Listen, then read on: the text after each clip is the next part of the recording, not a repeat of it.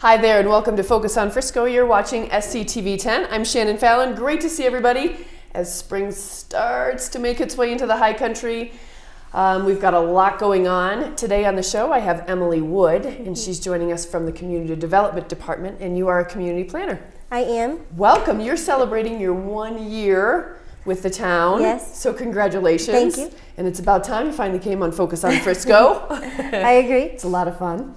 So give me, or our guests, an idea, what does a community planner do? Sure. So day to day, I review development applications. So if somebody wants to come in and build a home in Frisco, or do some renovations to an existing building, decks, things like that, I review those. Some of the bigger projects, what we'll get into is we also do code updates. So revise the zoning code and other larger scale commercial projects. One that I wasn't involved with, but that a lot of community members are aware of probably, is the Whole Foods. The Community Development Department where I work approved that. Great. And has been working to get that up and going. That's amazing. So that's just a few things. Pretty much any kind of development in Frisco comes through my department. And some of the development goes on to council and such. That's but correct. Say I want to build a deck or add a patio. That goes to you. It does. You make sure it's all in code, fine, send out the okay for it, you get a little sign and you can start building. Right, okay. And then I just review it at the end to make sure it was built the way it was, the plans were submitted. Right. Things like that. Yeah.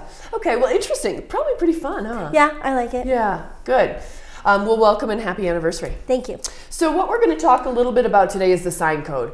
It's one of those things that I think people kind of take for granted, people who just come into town. But it's really pretty important for the look of the town, for better or for worse.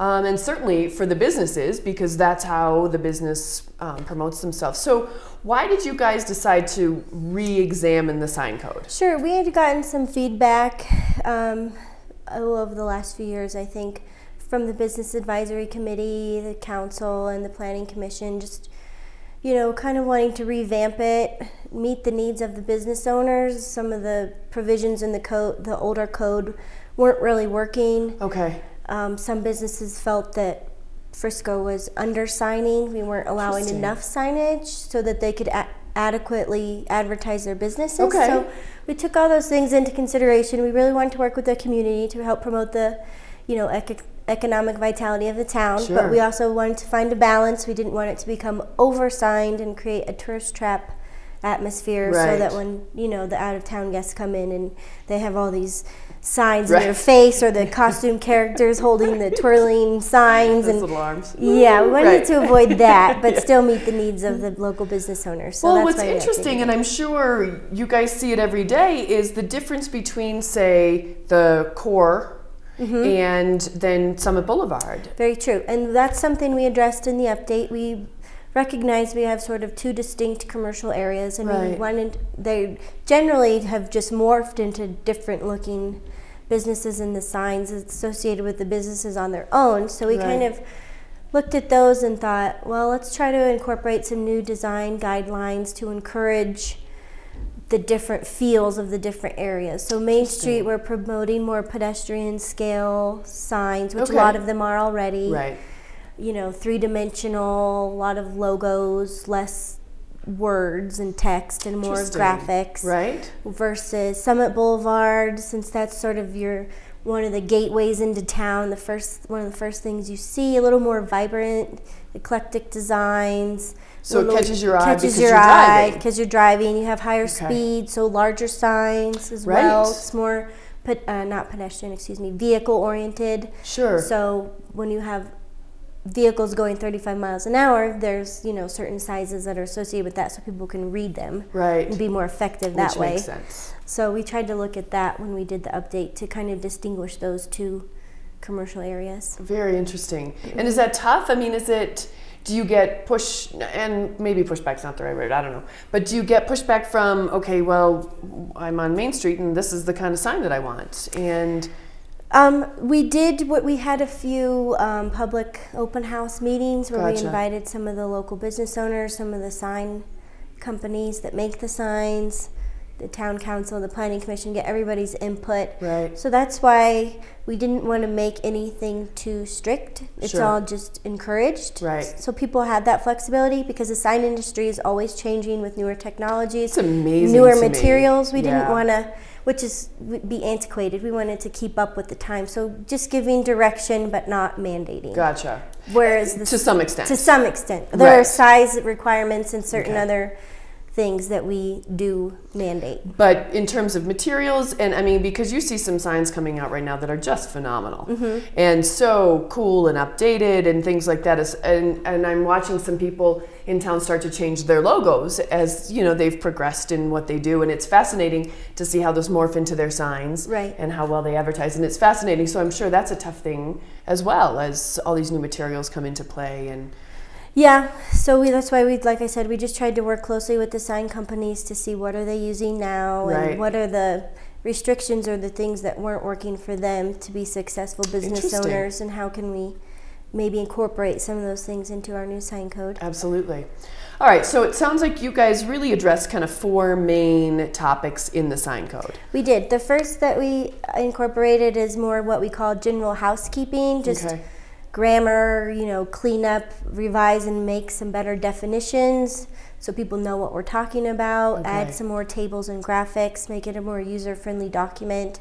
We also wanted to clarify a few of the sign types that weren't really clear in the old code and putting more of an emphasis on those. So for example, wayfinding signs, they weren't really called that in the old code. There was Right. like 1 or 2 references, but we wanted to encourage that, so bring that out so people can get through these larger new commercial developments and be able to figure out where they're going.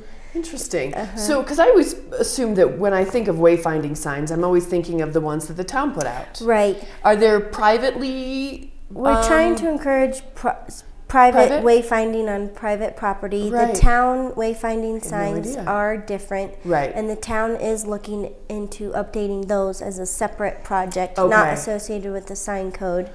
So, can you give me an example of a private property that would need a wayfinding sign? One in particular that has asked has been Frisco Station.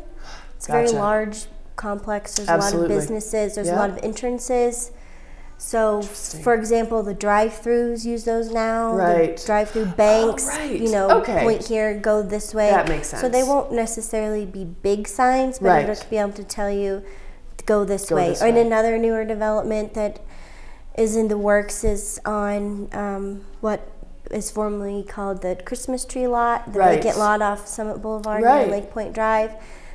There is speculation that a Starbucks may go in there, Okay. and they may have a drive-through, and they might Gotcha. want some signs pointing where to Wayfinding go, signs. you know, which way is in, which way is out, help guide circulation. Gotcha. And it's fascinating because those aren't things that you ever think of as, or I don't ever think of as needing a code, but they do. Yeah, Yeah. so we just Okay. regulate the That's size, fascinating. but All right. and then bring those out so people are aware that they can have them. Sure.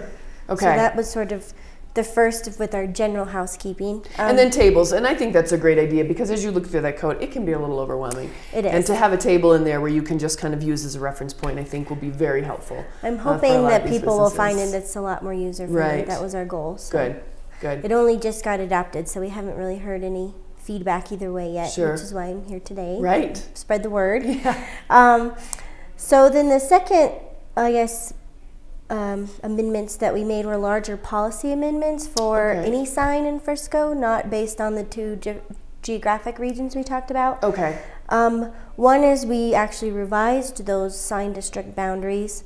They used to be comprised by zoning districts. Right. And so you would have a few that may seem to make sense that are close to Main Street, but they're actually were part of a different area and they had different size standards, and Right. so it didn't really quite fit. So we Okay. just did it more geographically. So we have the Main Street area, Summit Boulevard, and then we made a new one just residential, you know, because not all sign types are allowed in residential areas versus the commercial areas. So we revised that and we made new Gotcha. maps. Hopefully it will be better for good. people to see and identify where Like they're located. Hand maps or It's in the code, but we're also working on publications that we Right. can hand out and Right. give those to people as well.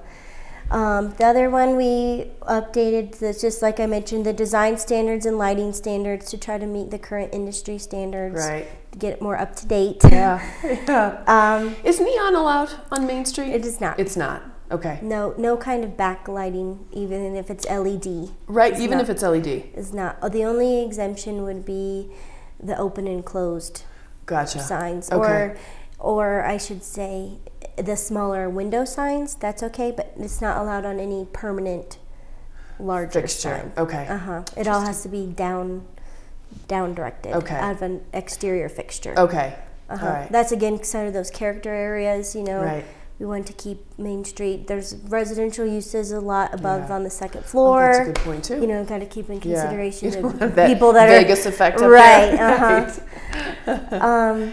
So the third sort of general amendments we made is then we also added this Parks and Open Space District for town-owned properties. Okay. Again, this is going to be a separate project, but we want to come up with more uniform design standards for our town signs too, because we currently don't really have that.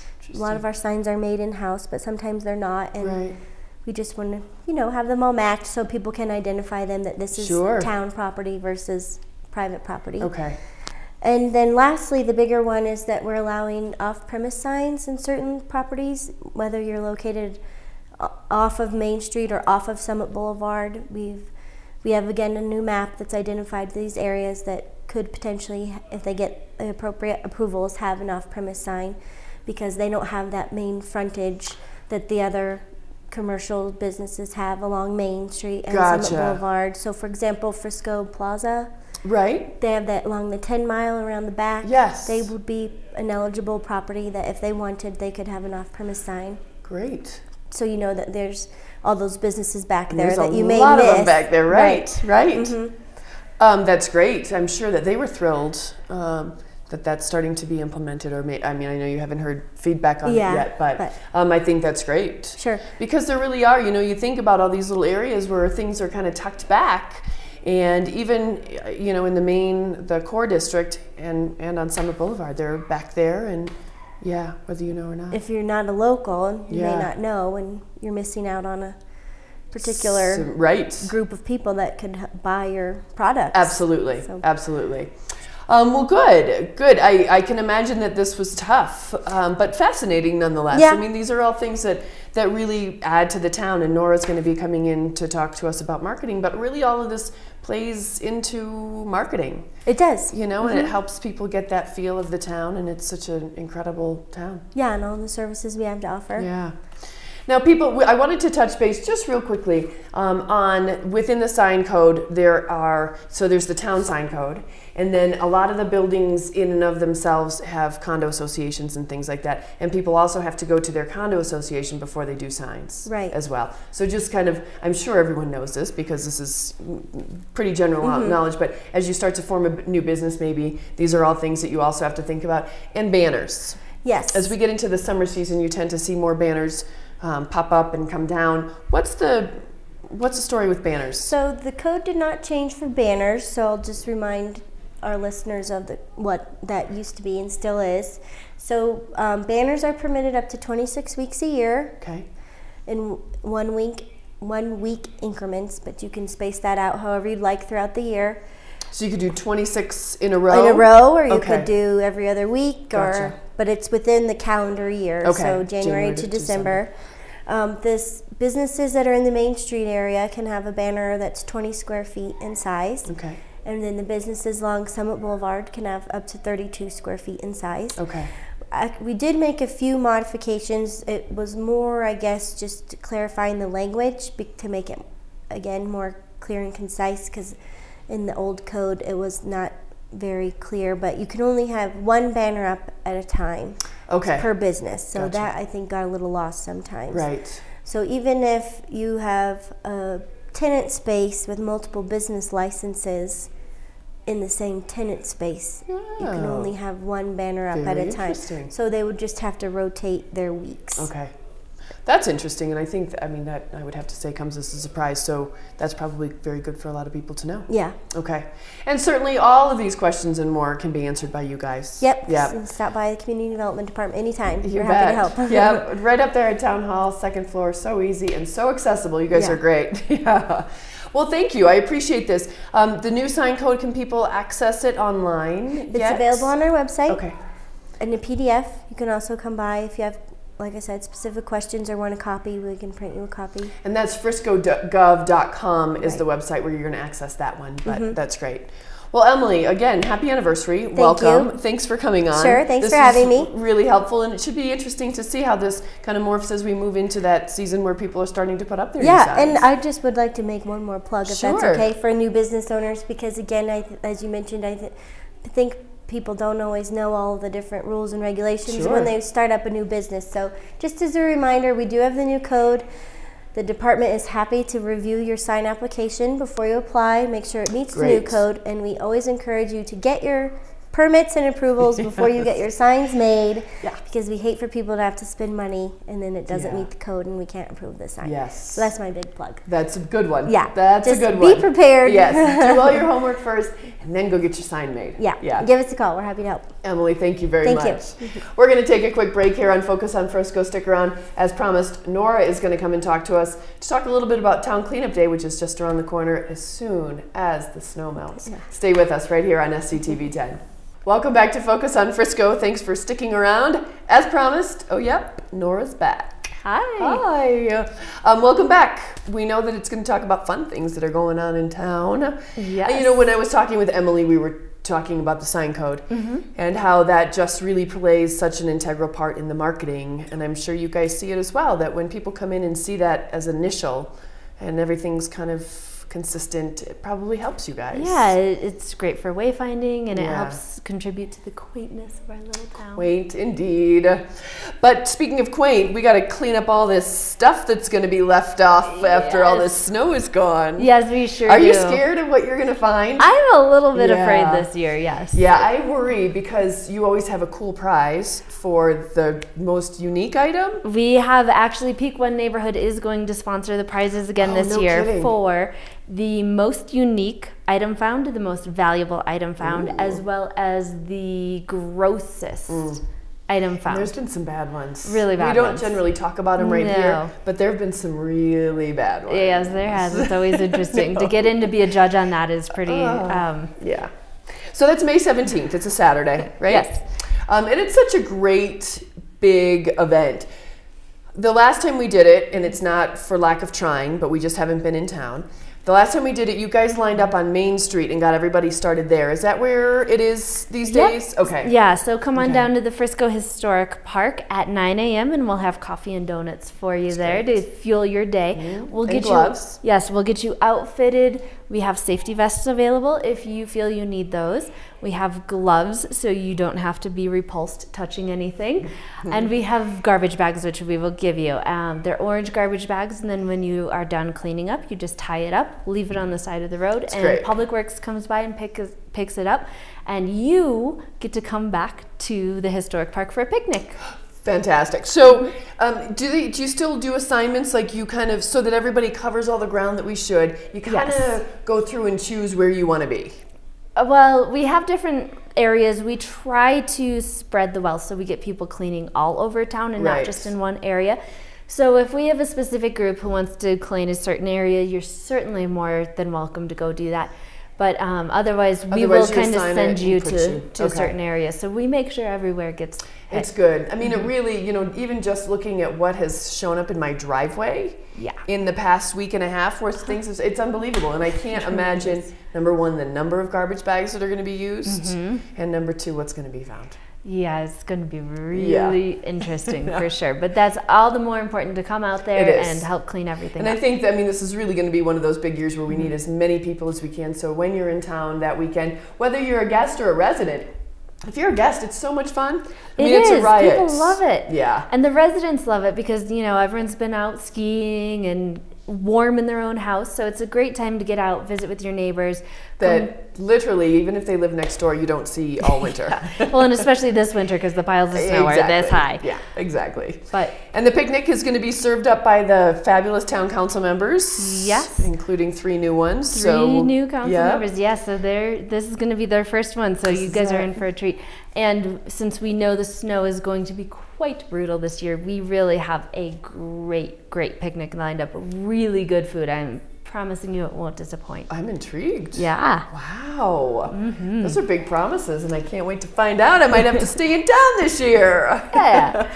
Now there's going to be a band. There will be a band, live music, yep. And as always, the businesses are welcome to supply gift certificates or different prizes for door prizes. Yep, we do give away door prizes. It's again that incentive. Come in early, get your stuff, and then head back out, clean up, come back with your stuff, and we have a lot of great stuff from local businesses, and a great way to promote your businesses to locals, so that locals can speak well about what you do and what your products are. Yeah, very cool.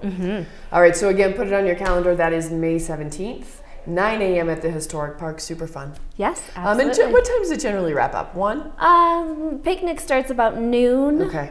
If you want a fully cooked burger, I'd come at noon. Okay. And then band starts about 1 o'clock, so hang out as long as you want. Yeah. We also have backcountry beer as well. Oh my gosh, So that's awesome. great. That's good. And then just as we look toward the summer, you guys have a bunch of stuff lined up. We won't go over too many of them because I'm sure you and I will talk again before the summertime. But barbecue is just around the corner. Absolutely. That's a big one. Is it possible for people to still sign up for judges? To judge? Well, if you want to judge, you have to go to judging school. Right. But it's not too late to sign up for judges school and learn how to do that, because it's really unique. It's such a unique opportunity, and to get to learn how to pull out those flavors and critique some of the best food in Colorado. It's pretty good. Yeah.